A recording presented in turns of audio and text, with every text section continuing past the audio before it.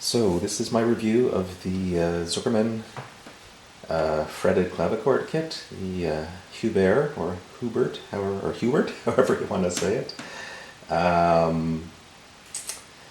I'll tell you why I chose the instrument, my thoughts on Zuckermann's service quality and manual, a list of a number of problems that I encountered, and my final recommendations about it. I won't do much playing because, believe it or not, I still have to do the final musical finishing. I have posted a video previously, I'll link to it in the comments, of me playing it about a year or two ago. Gives you an idea. It's not in perfect tune or adjustment or anything, of course, but it was actually playing better then than it is now. Anyway, as far as the name of the original maker of the instrument, German, so one would, I guess, pronounce his name Hubert. But I figure, French was common at the time. I'm more comfortable saying Hubert or Hubert. There's a Canadian company by that name, or Saint Hubert. So I might say it either way. Whatever. So why this class? My main interest is playing Bach, and one might argue for a larger 5-octave unfretted instrument. And yeah, sure, that will let you play anything without limitation. But there's something I find nice about this, the slight limitation of this, a slightly smaller range, the fretting.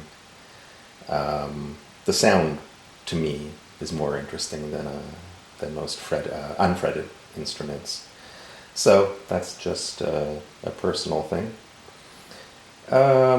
Bach himself obviously was very familiar with this style of instrument, even though the original this one is based on is from 1784, I believe.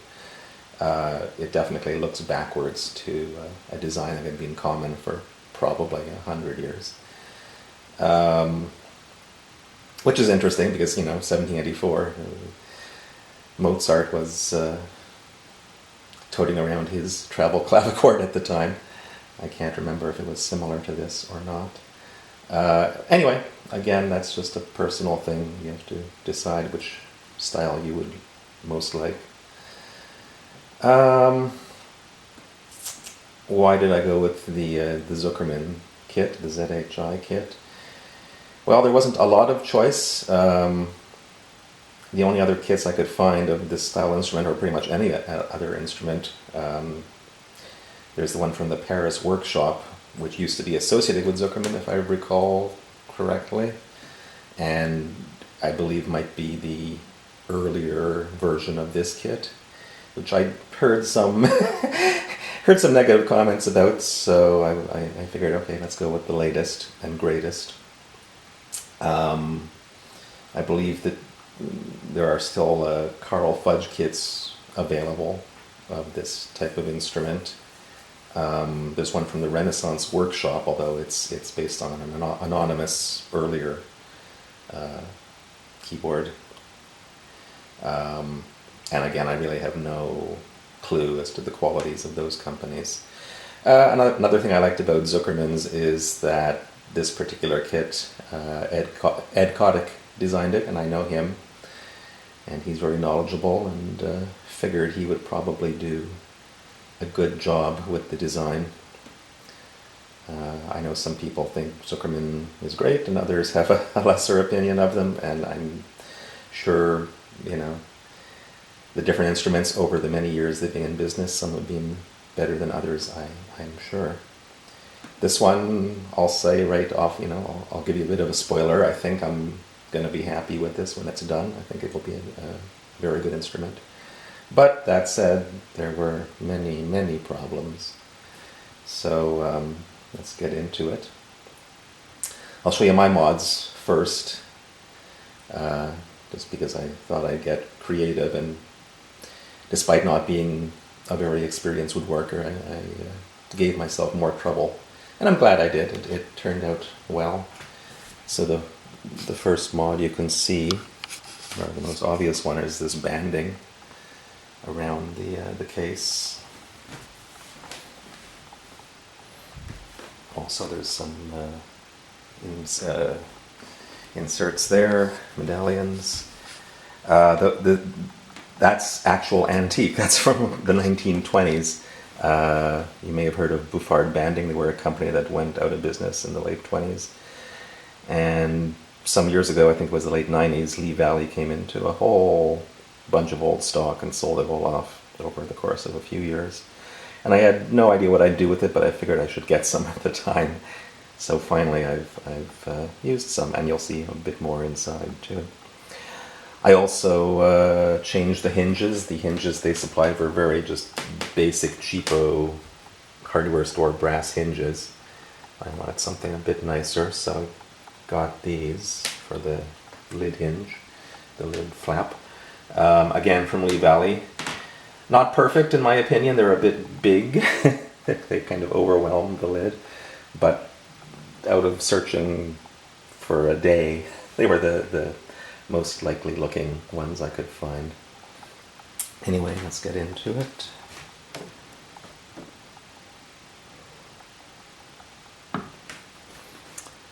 There you'll see the other Bouffard banding piece, a really nice one with actual metal in it as well. Don't know what it is, if it's pewter or tin or what, but yeah, I'm glad I found a use for that. On the keyboard, the flap, the fallboard, whatever, I had a really nice burl that I got from around here, and cut it up and put that on. You can see the key fronts have a little gold color on them. It's actual gold leaf that I put on there.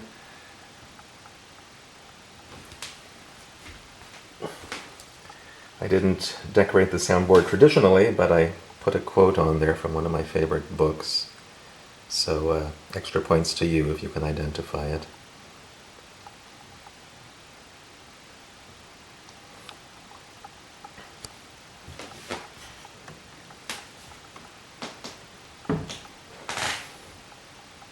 I continued the gold banding on the lid panels there. Not banding, you know what I mean? Gilding. Also the lid, I got nicer hinges, again from Lee Valley. I believe I had to knock out the pins on those, which was not terribly easy, and reverse them just to make them work with the lid arrangement. What else? So I did a little fanciness on the tool compartment, and around the rim I've got a spalted maple veneer, again from a tree that was on my property. What else? The listing cloth is not the original that was supplied.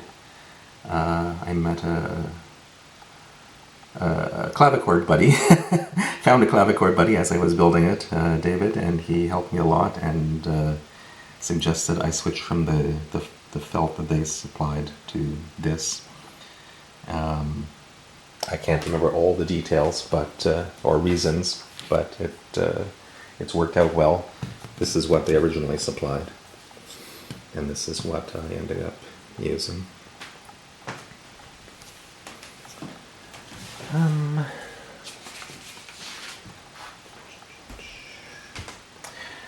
Here's something I'll get into since it's here. The original instrument and most old clavichords tended to have wrapped strings in the bass, and the description of the instrument on Zuckermann's website makes no mention of that. They just say that they've followed the original as closely as possible. It's a wonderful, authentic design, etc., etc. Lo and behold, the kit arrives, and there are no wound strings included. It's just plain strings, and you can see there's a mix right now. I've been making my own, so I've got some on so far. I'm just waiting for a different wrap for those lower strings, although I've done the lowest with the existing small wrap, thinner wrap. You can see how tight, it's not closed, it's still open, but anyway. Yeah, so turns out Zuckermann, I'd have to spend another, $1,000 or so to get their precious wrapped strings, so that wasn't going to happen. Anyway, so that was one of my first instances of not being very impressed with the situation.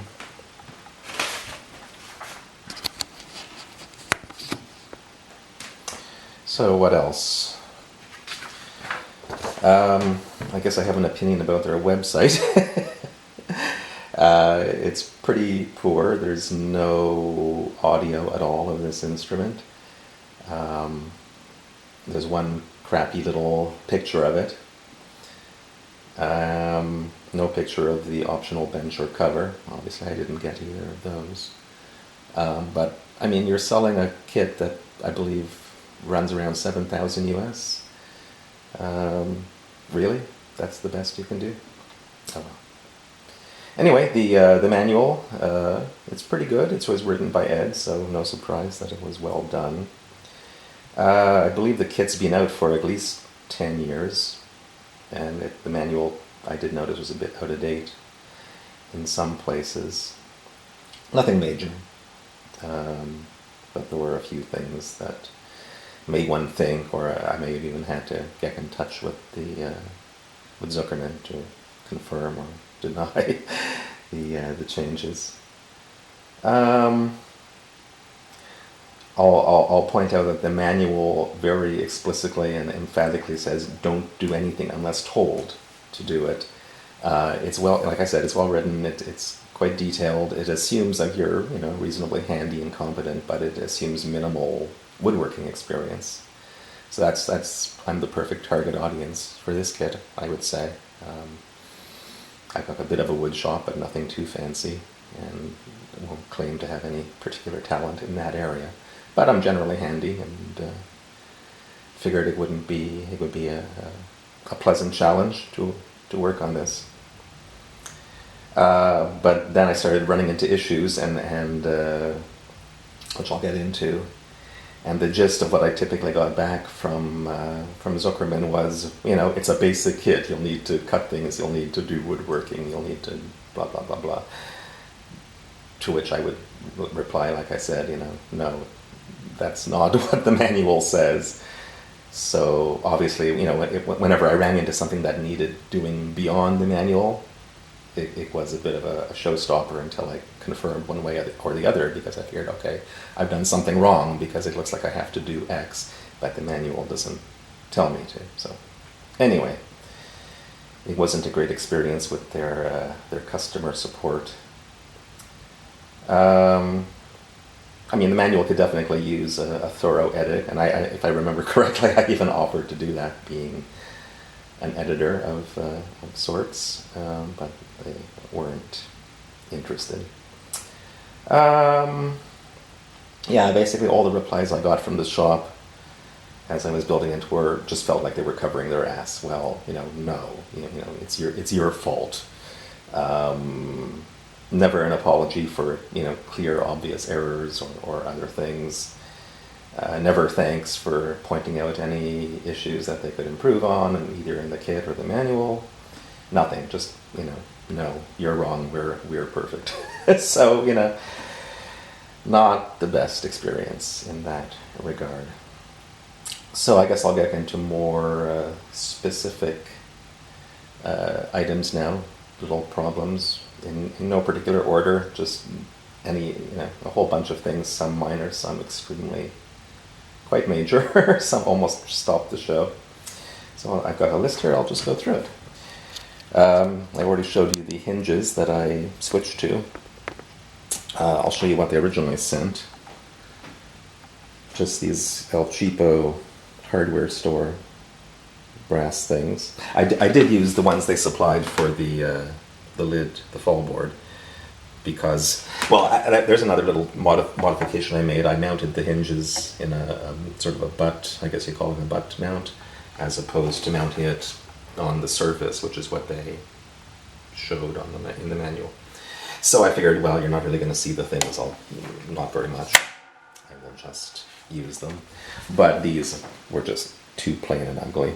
Not only that, I don't know how well you can see, but these ones in particular especially are thoroughly scratched up.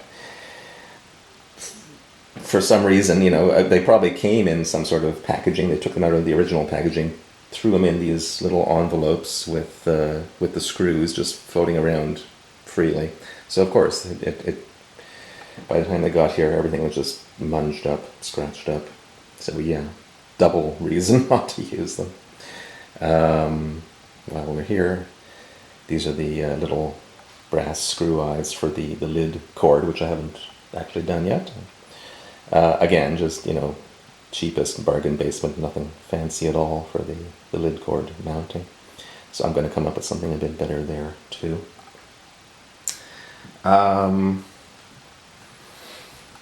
The legs are quite nice, but it was the best. You can see that, like in one direction, they had to laminate some pieces of wood together to get the required thickness. You can see the join there, the two different shades of the wood. Anyway, all four legs were made in the exact same way, so that if you put all legs in the same orientation, they were all stacked up the same way. So there's no way to get the same look at the front, for example. Like one leg has the same wood throughout on the front surface. The other leg has multiple pieces. I don't know. Yeah, you can see the seam there. Anyway, it's not that big a deal, but I'm sure the experienced woodworkers among you are having a bit of a chuckle. A few minor things like a wrong drill bit, a few missing little pins and things. Maybe the worst part, no big deal, but I mean the biggest missing item was the keyboard leads for balancing the keys. They had included some, but they were almost half short.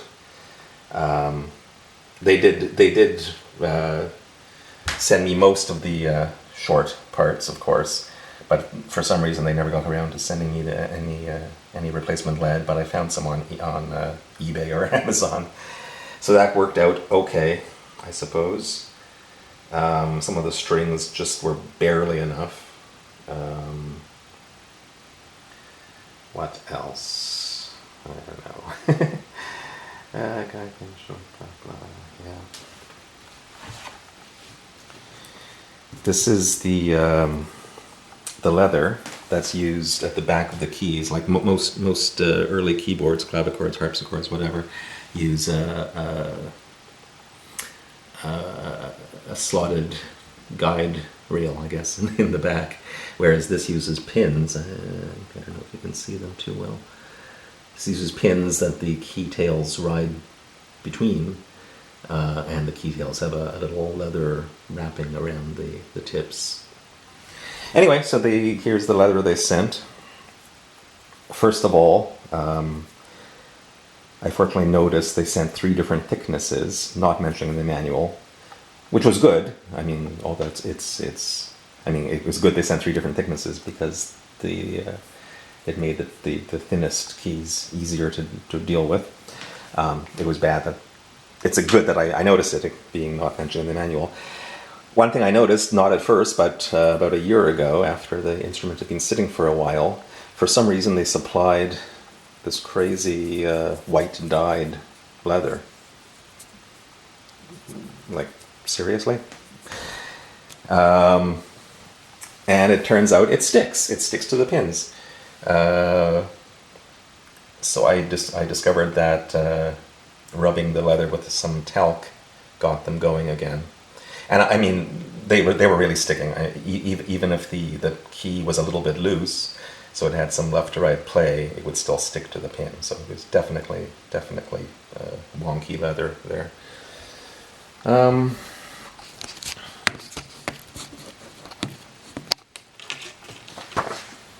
What else? 3 leathers. The corners. I guess I can keep the camera in my hand. Yeah, the corners of the case, not exactly impressed by. I mean, virtually any old clavichord you look at will have dovetailed or finger joints on the corners. Whereas this, they just have these basic ribbit. That's my compromise, how I call the joint. Ribbit joints, just nothing to write home about. Kind of ugly.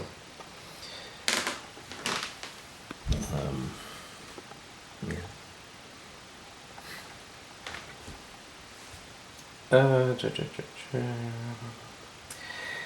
The temperament is, of course, a big deal when you're dealing with a fretted instrument. Oddly, there is no mention of temperament in the manual or anywhere.